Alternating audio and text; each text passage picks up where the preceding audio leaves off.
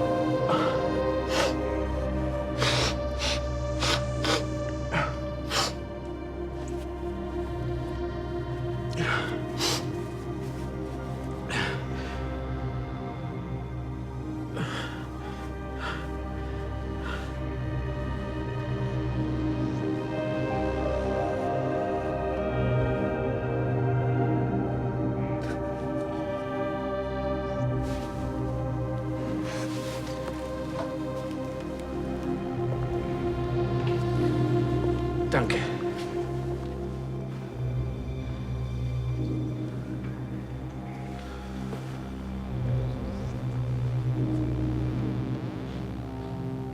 Kim und ihre Schwestern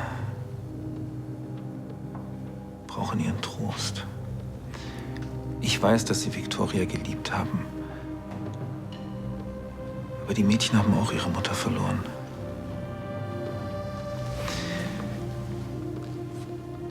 Victoria hat sie immer für den Experten in Sachen Familiensinn gehalten. Beweisen Sie ihr, dass sie recht hatte.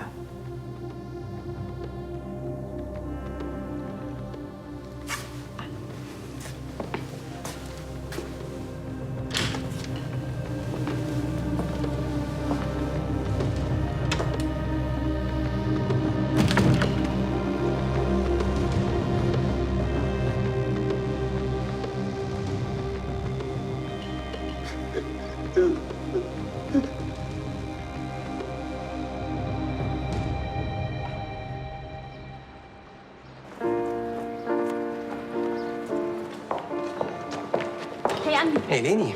Kaffee? Wie immer. Hey, Hi. Ich wollte dich auch gerade anrufen. wegen dem Auftrag? Warum denn sonst? Ja, Heiner Lixbo hat mir auch schon Bescheid gesagt. Irgend so ein Zaun außerhalb von Düsseldorf muss repariert werden. Also von mir aus können wir los. Ja, von mir aus aber noch nicht ganz. Danke. Wann dann? So eine halbe Stunde unten am Auto. Ich muss mich noch umziehen. Stimmt so. Klar. Mein Sonnenschein. Hey, wärst du mal lieber in England geblieben? Okay. Du ziehst auch ein langes Gesicht. Komm her. Brothers, ja back. Gut, dass du wieder da bist. Das Gefühl habe ich auch. Was ist denn gerade mit Fritsche los? Jetzt stinkst sauer auf mich. Und bevor du fragst, Du hast mal wieder Mist gebaut.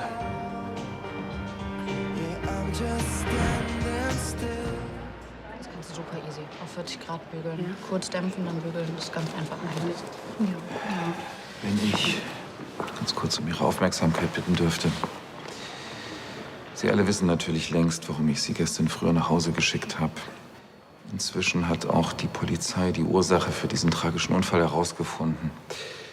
Ganz offensichtlich hat der Fahrer des verursachenden Fahrzeugs am Steuer einen Herzinfarkt erlitten und die Kontrolle verloren und ist deswegen mit voller Wucht gegen unsere Firmenlimousine geprallt.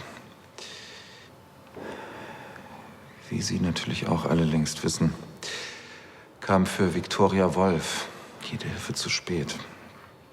Unser Mitgefühl gilt natürlich Ihrem Mann und Ihren 4 Kindern. Die Familie Wolf wünscht eine Trauerfeier im engsten Kreis. Deswegen haben wir ein Kondolenzbuch vorbereitet. Ist ja gar nicht so ein kalter Fisch, wie ich immer gedacht habe.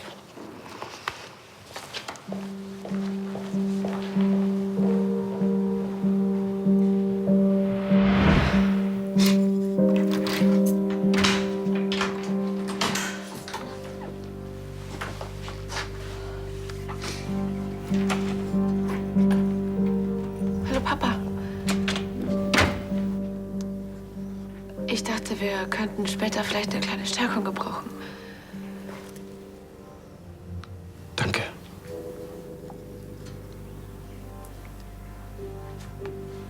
Du warst auf dem Gestüt?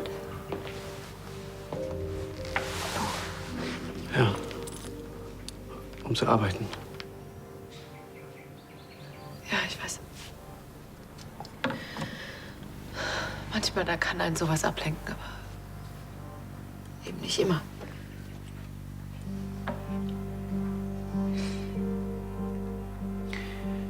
Marlene, wir müssen uns um die Beerdigung kümmern. Ja. Ich habe schon ein Bestattungsunternehmen rausgesucht.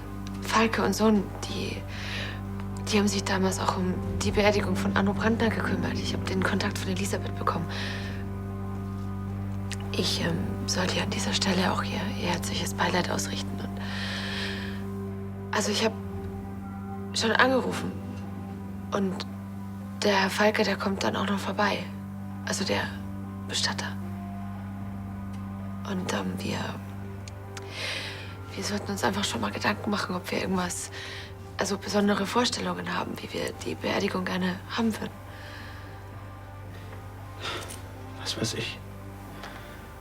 Naja, vielleicht hat Mama ja mal was gesagt, also was sie so schön finden würde. Was? Wieso soll sie darüber geredet haben? Mama stand mitten im Leben. War kerngesund. Ich weiß, hey. Wir entscheiden das einfach, ja. Also, ich glaube, was auf jeden Fall schon mal wegfällt, ist eine Feuerbestattung, oder?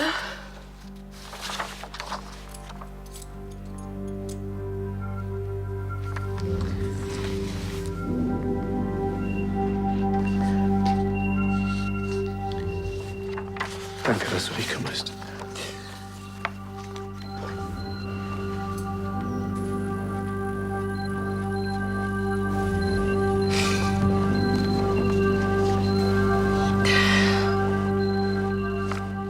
Frau Baumann, hätten Sie vielleicht noch einen Moment für mich? Die Arbeit, die stapelt sich. Es dauert nicht lang. Ich habe die ganze Nacht nachgelegen und nachgedacht über Viktoria, über das Leben, darüber, wie schnell alles vorbei sein könnte. Ansgar, der Tod von Frau Wolf tut mir wirklich leid. Aber wenn du Trost suchst, den kann ich dir nicht geben. Ich weiß, dass ich einen Fehler gemacht habe. Ich hätte dich nicht als Jasmina buchen dürfen. Das haben wir schon besprochen. Ja, und ich möchte auch kein Wort von dem, was ich gesagt habe, zurücknehmen. Trotzdem möchte ich, dass wir eine Chance bekommen. Ansgar, wir beide, das kann nicht funktionieren. Dann lass mich zeigen, wie gut es funktioniert. Entschuldigen Sie, Graf Lahnstein. Was denn? Könnten Sie das mal eben kontrollieren und unterschreiben? Das muss gleich als Fax raus. Einen Moment noch, Frau Baumann.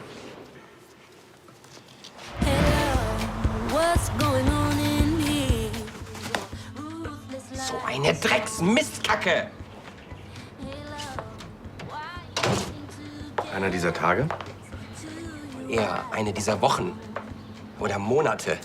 Statistisch gesehen gibt es dafür meistens 3 Gründe. Geld, Job oder Frauen. Ich nehme gleich alle. Mit einer extra Portion der 3. Du wolltest ausgerechnet mit Andi Frustsex? Nachdem du ihn ungefähr 1 Milliarde Mal hast abblitzen lassen? Ich weiß, dass das nicht okay ist, aber ich konnte einfach nicht mehr klar denken. Das alles wegen Tristan. Wie oft habe ich Sie vor diesen Schwachmaten gewarnt? Aber da hieß es immer, Tristan ist ein guter Kerl, der meint das gar nicht so. Liebe macht blind. Und ich darf die ganze Zeit den braven Kumpel für sie spielen und zieh das voll durch. Und dann merkt sie auf einmal, dass der Typ sie doch nur verarscht. Und was macht sie? Ja, was macht sie denn? Sie wirft sich mir um den Hals mit allem drum und dran. Was denkt sie eigentlich, dass ich darauf warte, ihr angeknackstes Ego zu polieren? Also ich kenne Bella jetzt nicht so gut, aber meinst du nicht auch, dass es ihr inzwischen leid tut? Natürlich tut mir das alles total leid. Ich habe auch versucht, mich bei ihm zu entschuldigen, nur leider geht er mir seit der Hochzeit konsequent aus dem Weg. Andi rennt dir ja auch schon ewig hinterher. Das ist doch klar, dass ihn das alles verletzt. Ja, aber ich kann die Zeit nun mal nicht zurückdrehen und er gibt mir einfach keine weitere Chance. Ich habe ihr ohne Ende Chancen gegeben. Aber irgendwann ist auch mal Schluss.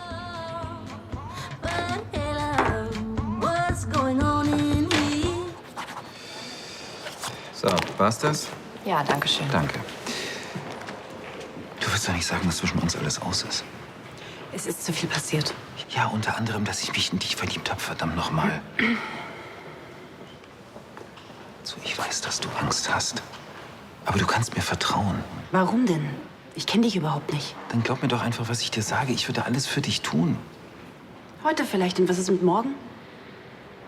Ansgar, du hast die Platinkarte für den Escort-Service, für den ich arbeite. Du kaufst dir Frauen zum Spaß. Aber für mich ist das kein Spaß. Wenn ich den Job verliere, dann kann ich das Geld für die Behandlung meiner Mutter nicht mehr bezahlen. Dann schafft sie es vielleicht nicht. Verstehst du das? Dann nimm doch das Geld, das ich dir anbiete. Lass mich für alles aufkommen. Bitte, Eva, das Leben ist so kurz für falschen Stolz. Die Mutter deiner Tochter ist gerade auf tragische Weise gestorben. Das würde jeden in die Krise stürzen. Was denn, glaubst du, ich sag das alles nur, weil mich Victorias Tod sentimental gemacht hat? Hältst du mich für so oberflächlich?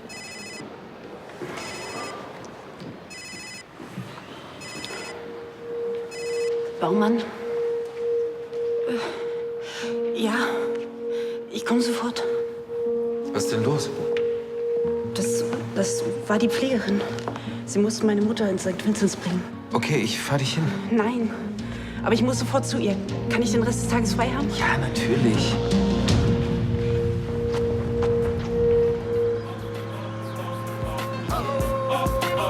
Ich freue mich richtig, mal wieder aus der Stadt rauszukommen. Dass du mich mitgenommen hast. Na du, das war gar nicht meine Entscheidung. Heiner Lixbart uns zusammengewürfelt. Ja, gut, dann war es ein glücklicher Zufall. Aber ich meine, den könnten wir auch benutzen und reden. Du quasselst doch die ganze Zeit. Ich versuche mich hier auf dieses Navi zu konzentrieren. Gut, ich habe mich zwar schon mal entschuldigt, aber ich mach's auch gerne nochmal. Andi, es tut mir wirklich So, komm, jetzt sag doch noch mal bitte die genaue Anschrift mit der Postleitzahl. Andi, jetzt mach's mir doch nicht so schwer. Schwer? Ich will einfach nur die genaue Anschrift haben. Das ist nicht zu viel verlangt. Das ist eine Hütte im Wald, die hat keine Anschrift. Was? Warte mal, wir fahren irgendwo in die Pampa, um das Gatter von dem Ferienhaus zu reparieren und der Typ gibt uns noch nicht mal die genaue Adresse? Naja, er hat mir am Telefon erklärt, wo es lang geht. Ich weiß den Weg. Ist ja super. Du bekommst wieder mal alle Informationen und ich stehe da wie der letzte Depp. Ich weiß, es ist bestimmt schwierig für dich, vom Chef wieder zum Angestellten zurückzutreten, aber trotzdem... Jetzt warte mal, Bella, darum geht's überhaupt gar nicht. Ich will einfach nur genaue Arbeitsanweisungen haben. Das ist ja wohl nicht zu viel verlangt. Okay, da vorne musst du rechts. Sag das doch.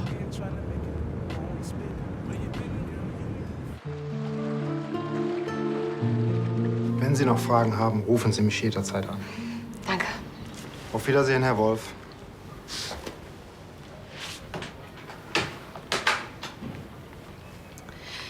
Ich glaube, er hat gehofft, dass wir uns sofort entscheiden.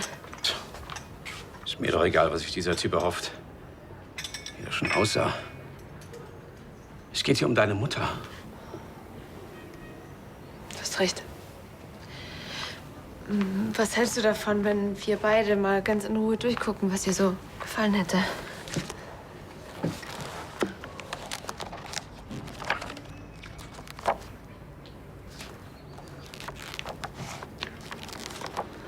Hier, Pappel, der ist so schön. Und du weißt doch, wie gern Mama die große Pappel vor Omas Haus mag. Pappel. Ist viel zu grobfaserig. Hat ganz schlechte Festigkeitswerte. Okay, du bist der Holzexperte, dann mach doch einfach mal einen Vorschlag.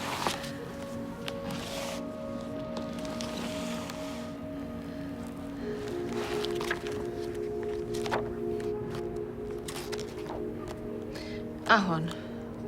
Ahorn, das ist ein qualitativ hochwertiges Holz.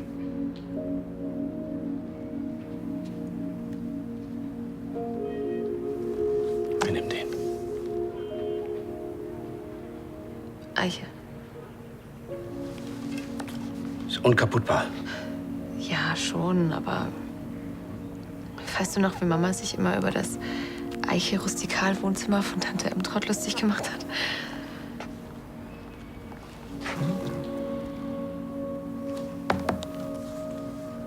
Wir nehmen das Komplettangebot. Eiche mit rotem Samt ausgelegt und zur Trauerfeier ein Streichquartett. Ja. Ruf den Quasimodo an, kannst du gleich bestellen. Papa, bitte lass uns da noch mal drüber reden, weil ich bin mir ziemlich sicher, dass Mama das nicht so gut finden würde. Wer ist denn hier 25 Jahre lang mit deiner Mutter verheiratet? Du oder ich? Das ist ihr letzter Weg. Da hast du das Beste gerade gut genug, oder?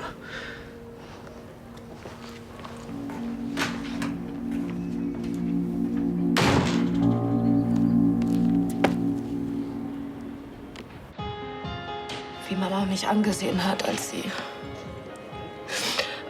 Und ich habe einfach nur da gesessen und konnte nichts machen, nichts.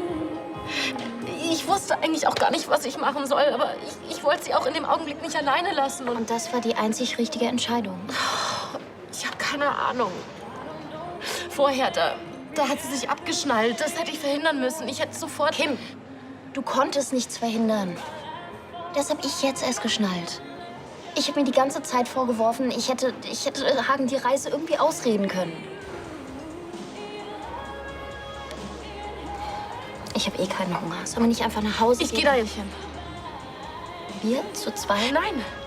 Ich will Mama nicht beerdigen. Ich will nicht entscheiden, was für eine Musik gespielt wird oder in welchem Sarg sie liegen soll. Das kann aber manchmal helfen, zu begreifen. Begreifen? Was soll ich denn begreifen? Sie ist in meinen Armen gestorben.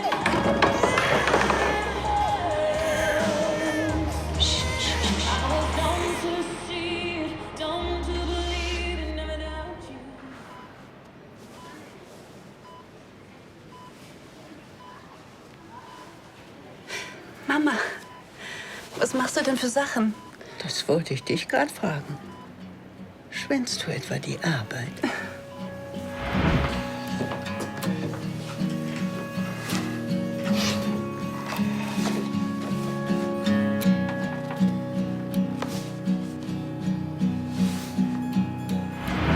Frau Distelkamp hat gesagt, dass du auf dem Weg zur Toilette zusammengeklappt bist. Die pikanten Details sollte sie doch besser für sich behalten.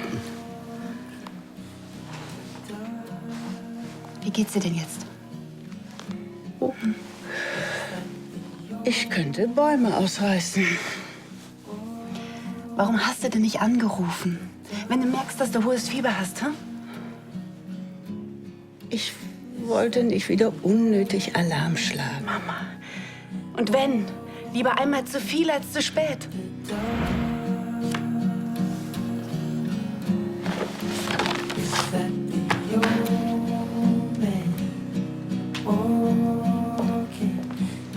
Du bist wirklich was ganz Besonderes, Mama. Ich weiß, wie schwer das für dich ist und ich weiß auch, was die Ärzte sagen. Aber ich glaube daran, dass deine Leukämie geheilt werden kann. Aber dafür braucht es deine Hilfe.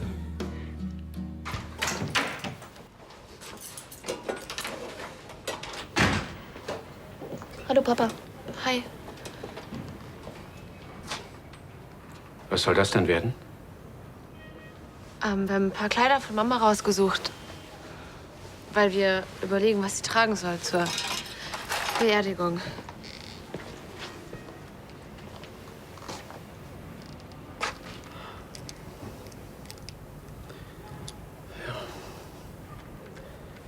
Sucht was aus, was sie gemocht hat. Damit sie was Vertrautes hat, wenn sie... Nehmt, was sie gemocht hat. Kannst du dich erinnern, was Kim gesagt hat? Mamas letzter Satz, dass sie es so schön fand, wie sie mit Papa getanzt hat? Wir sollten ihr Tango-Kleid nehmen. Das Grüne. Das hat sie geliebt. Ja, genau so soll sie gehen. Mit den Dingen, die sie liebt.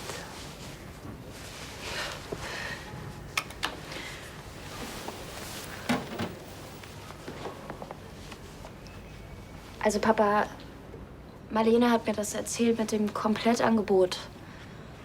Und ich muss sagen, wuchtige Eiche und Streicher, das klingt wirklich nicht nach Mama. Keine Diskussion. Also um ehrlich zu sein, finde ich schon, dass wir das zusammen entscheiden sollten. Wenn wir schon über 20.000 € ausgeben, dann sollte das doch für uns alle in Ordnung sein. Ach, es geht dir um den Preis, ja? Was? Nein. Bist du so geizig? Ist dir deine Mutter nicht mal 20.000 € wert? Das ist nicht dein Ernst. Aber warum erwähnst du dann den Preis? Ich will nur helfen. Du hilfst aber nicht. Ganz im Gegenteil. Du reißt hier alles an dich. Und du willst mir erzählen, was Victoria gemocht hätte. Das ist meine Frau. Und ich entscheide, was das Beste für sie ist. Ist das klar?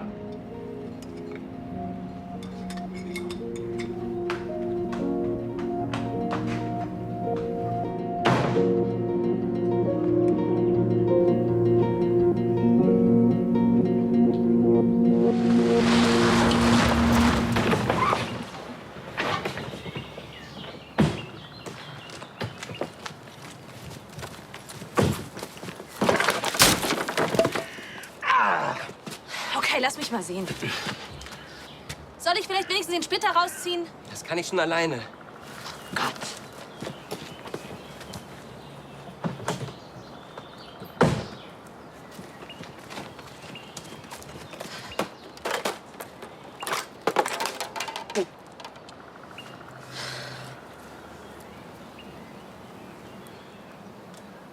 Au! Ich dachte, ein Handwerker kennt keinen Schmerz. Wenn du mich nicht so blöd von der Seite angelabert hättest, dann wäre das gar nicht passiert. Also bitte, wer musste denn hier vorpreschen und alles alleine machen? Ja, weil ich mich auf dich nicht verlassen kann. Oh, jetzt kommen wir endlich mal zum Punkt. Keine Ahnung, wovon du sprichst. Ich rede davon, dass du hier die ganze Zeit rumstänkerst, weil du sauer auf mich bist. Und ich möchte das jetzt mal klären. Falls du es noch nicht gemerkt haben solltest. Ich bin ein ganz einfacher Typ. Ohne doppelten Boden. Ohne psychologisches Gelaber. Okay, wenn du so gerade heraus bist, dann sag mir doch jetzt endlich mal, was du denkst. Ja, ich denke, dass ich keinen Bock habe, mit dir den ganzen Tag in dieser verkackten Wildnis abzuhängen und dieses blöde Gatter zu reparieren, obwohl mein blöder Finger brennt. Kannst du mir mal bitte helfen?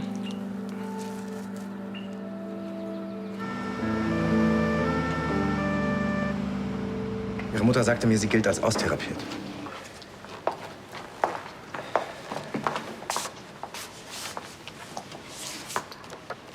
Es gibt ein neues Reha-Zentrum in Bad Holles, das auf chronische Leukämie, wie sie ihre Mutter hat, spezialisiert ist. Davon hat Mama mir gegenüber nie was erwähnt. Wie gesagt, das Zentrum ist ganz neu, aber auch relativ kostenintensiv. Ich zahle eh alles selbst. Die Krankenkasse kommt für alternative Behandlung nicht auf. Sie müssten mit 6.000 bis 7.000 € rechnen. Monatlich. Das schaffe ich nicht.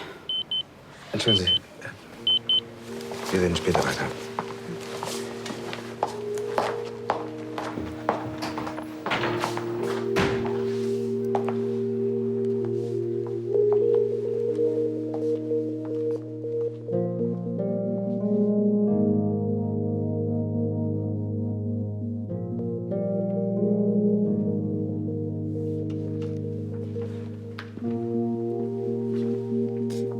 Ich kann jetzt nicht reden. Ich habe mir einfach Sorgen gemacht.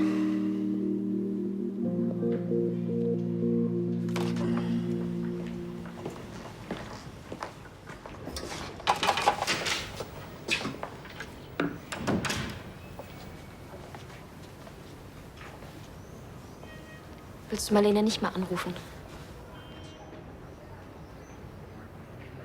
Papa, das war ziemlich verletzend, was du ihr eben alles an den Kopf geworfen hast. Soll sie nicht ständig widersprechen. Marlene muss nicht glauben, dass sie alles besser weiß. Das tut sie doch gar nicht. Marlene versucht einfach nur, in diesem Wahnsinn hier zurechtzukommen. Und ich finde, das tut sie ziemlich gut. Auch wenn ihr genauso zum Heulen zumute ist wie uns allen.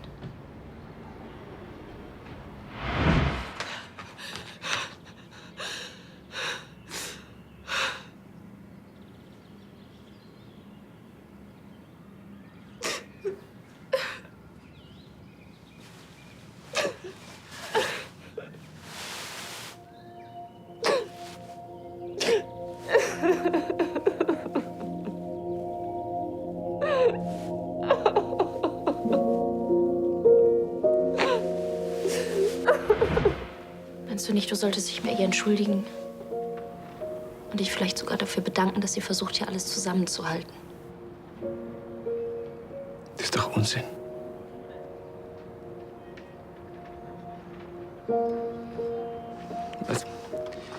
Was gibt's denn zusammenzuhalten? Kapiert ihr das nicht? Ohne Vicky ist alles kaputt.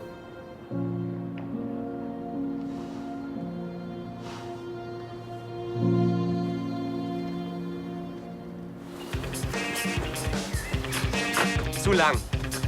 Ich weiß.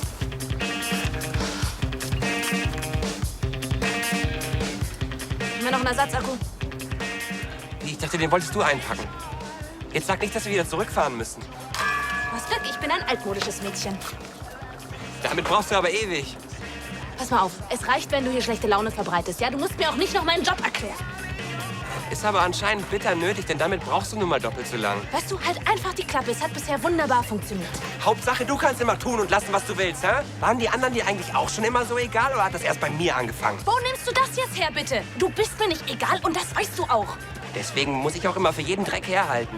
Also, wir haben geknutscht und ich wollte mit dir schlafen. Das nennst du jetzt Dreck, ja? Ja, weil dir ging's doch sowieso nur um dein dämliches Selbstwertgefühl. Da bin ich ja mit links schneller. Okay. Und weißt du was? Ich nehme auch die linke. Nicht, dass du dich nachher noch wieder beschwerst.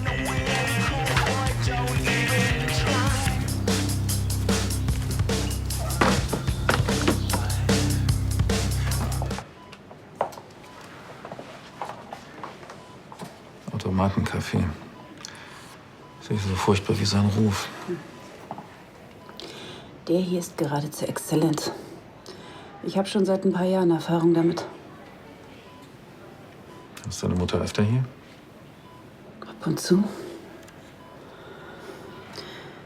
Aber sie sagt, sie ist froh, dass sie überhaupt noch am Leben ist. So kann man es natürlich auch sehen. Das ist meine Mutter. Für sie ist das Glas immer halb voll. Immerhin hat sie dich. Du sorgst seit vielen Jahren für sie. Das ist bei weitem nicht selbstverständlich. Für mich schon. Vor dem Unfall waren wir immer eine glückliche Familie. Vater, Mutter, Kind. Ein Haus im Grün. Tut mir leid. Vor allem, dass ich die Geschichte nicht geglaubt habe. Hört sich auch an wie das reinste Klischee. Das Callgirl mit dem toten Vater und der kranken Mutter. Ich wäre ein dummer, selbstgerechter Vollidiot. Und glaub mir, es ist nicht gerade einer meiner Stärken, das zuzugeben. Eva, bist du da draußen? Danke fürs Kommen. Und für den Kaffee. Mama. War mir klar, dass du mein Zimmer bewachst wie ein Schloss. Und ich habe auch jemanden vom Fenster postiert. Nur falls du auf dumme Gedanken kommst. Oh. Und Sie, junger Mann? Wenn Sie mir eine Sterbeversicherung verkaufen wollen, dann muss ich Sie enttäuschen. Das Geschäft hat ein anderer bereits gemacht. Mama, das ist Ansgar von Landstein, mein Chef. Wir sind uns zufällig auf dem Flur begegnet. Da wollte ich die Gelegenheit nutzen, Ihnen guten Tag zu sagen.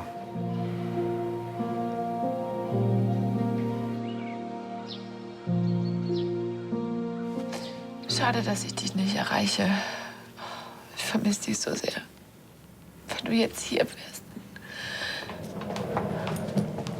Es tut mir total leid. Ich habe Himmel und Hölle in Bewegung gesetzt, um früher einen Flieger zu kriegen. Aber es ging einfach nicht.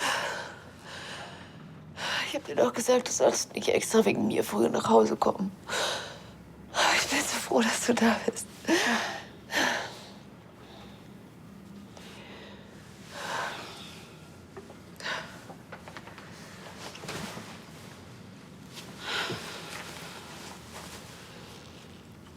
Ich habe mir solche Sorgen gemacht am Telefon.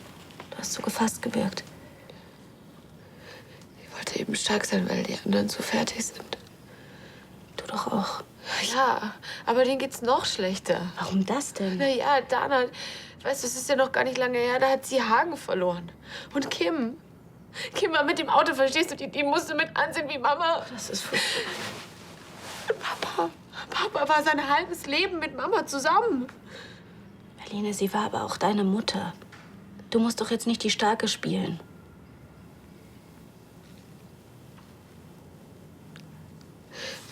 Es hat mir auch nichts ausgemacht. Aber wenn mir dann noch jemand den Vorwurf macht, dass ich meine Mutter nur so schnell wie möglich unter die Erde kriegen will. Wer hat das gesagt? Mein Vater. Wie kann er ausgerechnet dir... Rebecca, bitte. Ich will jetzt einfach einen Moment hier bei dir sein und alles vergessen. Komm her.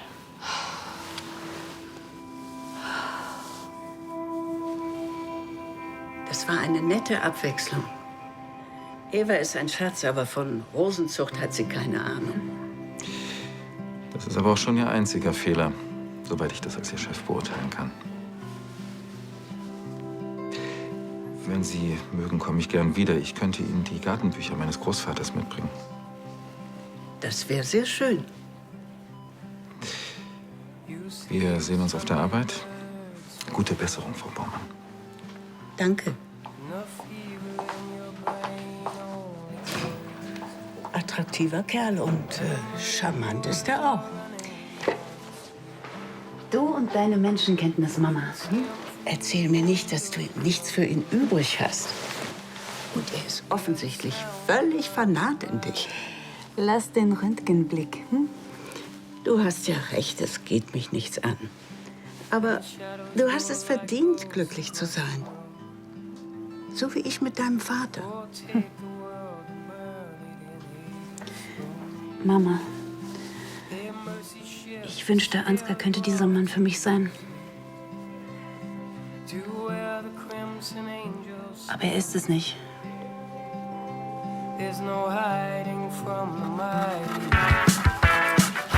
Komm schon, Andi, jetzt rede endlich Klartext. Hier wird nicht geredet. Es wird gesägt, oder willst du schon aufgeben? Ich will, dass du mir endlich sagst, was du denkst. Du hältst mich doch für eine blöde Kuh, oder? Ja, du hast ja teilweise auch recht. Teilweise. So ein Bullshit. Okay, von mir aus auch ganz. Mann, sag mir jetzt halt endlich, was du denkst. Das willst du gar nicht wissen. Oh doch. Okay. Dein verdammter Ego-Trip, der kotzt mich sowas von an. Gut, weiter. Alle sollen dich unterstützen, dich verstehen und toll finden, auch wenn du nur mal ein bisschen Mist baust.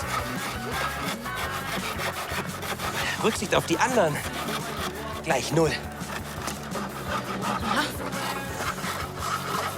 Und Freundschaft hast du außerdem auch keine Ahnung. Und ob ich das hab?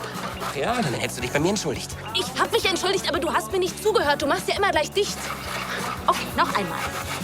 Andi, es tut mir wirklich leid, dass ich dich für Trostsex missbrauchen wollte. Das war egoistisch und... Und eine total dämliche Aktion, ja. Ich habe einfach keine Chance mehr, oder?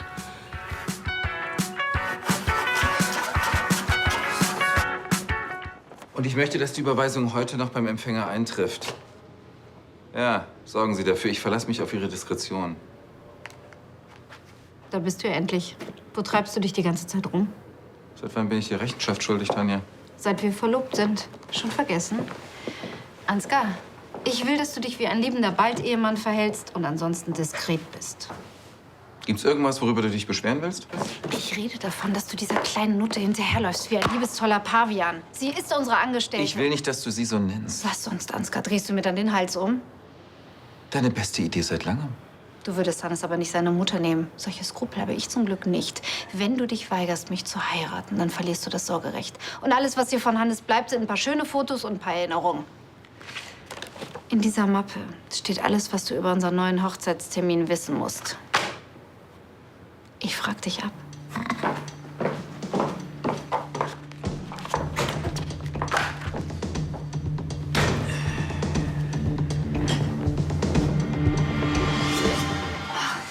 Hey. Rebecca. Es tut gut, dich zu sehen. Tut mir leid. Komm her.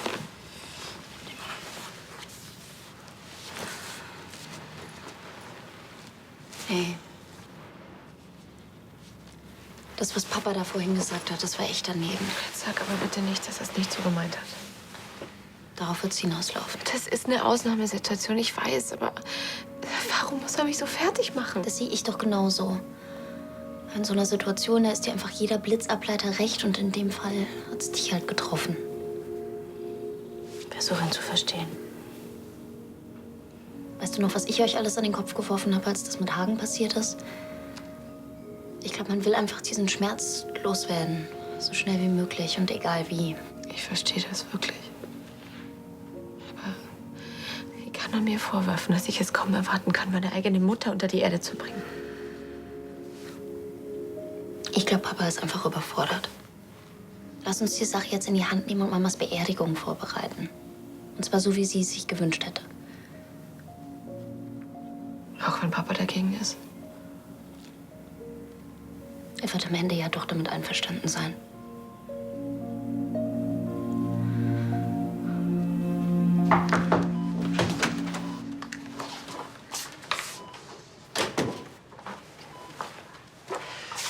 Wie geht es Ihnen, Frau Baumann? Schon viel besser, Herr Doktor. Ihr ist immer noch elend, obwohl sie das nie zugeben würde. Haben Sie Kinder, Dr. Mendes? Das können ganz schlimme Klucken sein. Aber manchmal auch ein Segen. Haben Sie einen Moment? Ja, natürlich.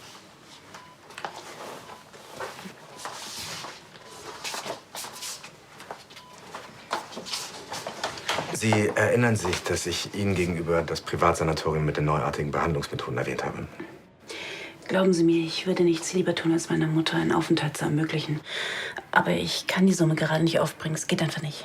Wir haben gerade einen Anruf erhalten, dass die Kosten komplett übernommen werden. Aber wer?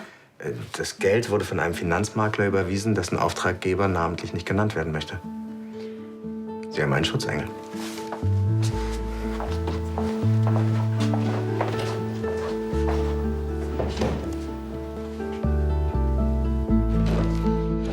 Wiedersehen. Auf Wiedersehen. Wiedersehen. Wiedersehen. Ja, dann bis morgen. Wiedersehen.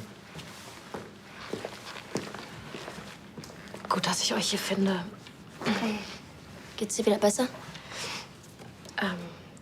Ja, sorry wegen vorhin. Es war mir einfach alles zu viel. Das war übrigens gerade Herr Falke. Wir haben jetzt alles mit ihm geklärt. Möchtest du dir das vielleicht mal angucken? Aber nur, wenn du willst. Okay.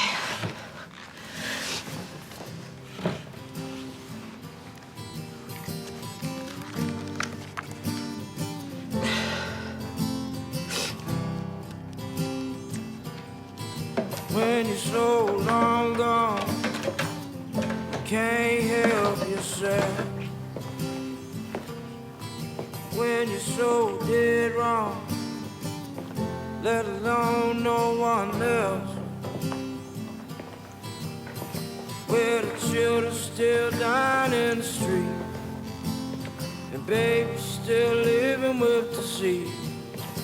And the cops got guns and the poor folk got sons who work for Mr. Franklin every week. And if you come looking for hard times ain't hard to find, because we're giving that lifeline only once in a lifetime. Baby, we was born, baby, we were born.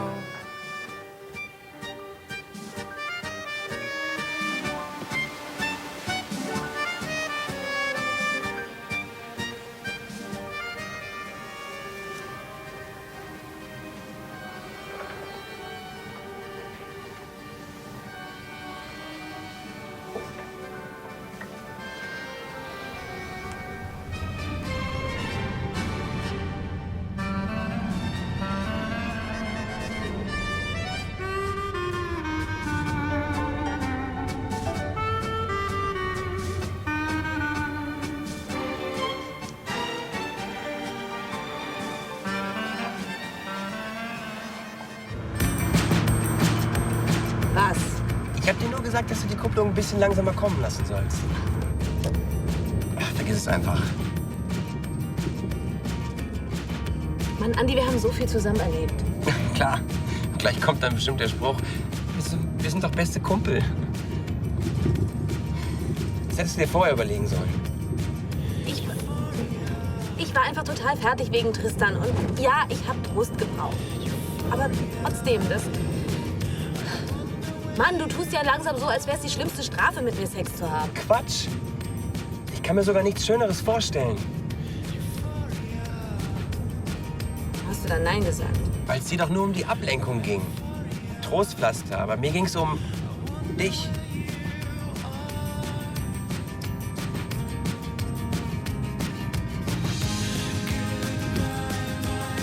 Jetzt gib mal Gas, wir wollen schließlich irgendwann da heute ankommen. Ich will doch einfach nur, dass es wieder wie früher wird. Früher. Das ist jetzt vorbei.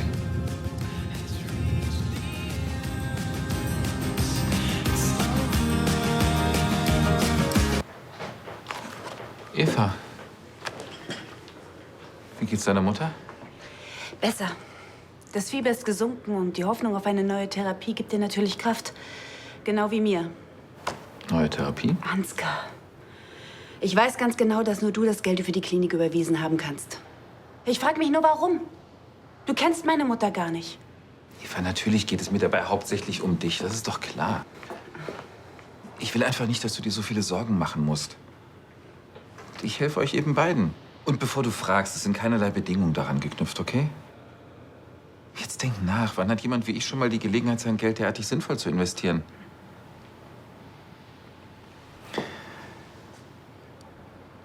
Deine Mutter hat die bestmögliche Therapie verdient, einfach weil sie deine Mutter ist.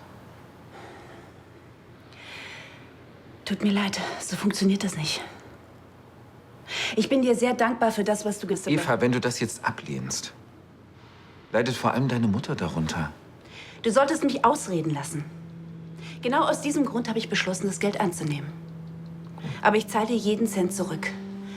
Anders funktioniert das nicht für mich. Ja, natürlich. Weil du dich auf gar keinen Fall in irgendeiner Weise von mir abhängig machen willst, richtig? Lass uns das doch nicht nochmal diskutieren. Du heiratest Tanja. Ja, weil sie mich erpresst. Weil ich sonst meinen Sohn einmal im Jahr sehe. Das kann ich nicht riskieren. Eva, du prostituierst dich sogar, weil dir das Leben deiner Mutter so wichtig ist. Du müsstest mich doch am besten verstehen können. Das tue ich. Glaub mir, das tue ich wirklich. Aber was ich vor allem verstehe, ist, dass du damit deinen Weg gehst und ich gehe meinen. Für uns gibt es keine Zukunft.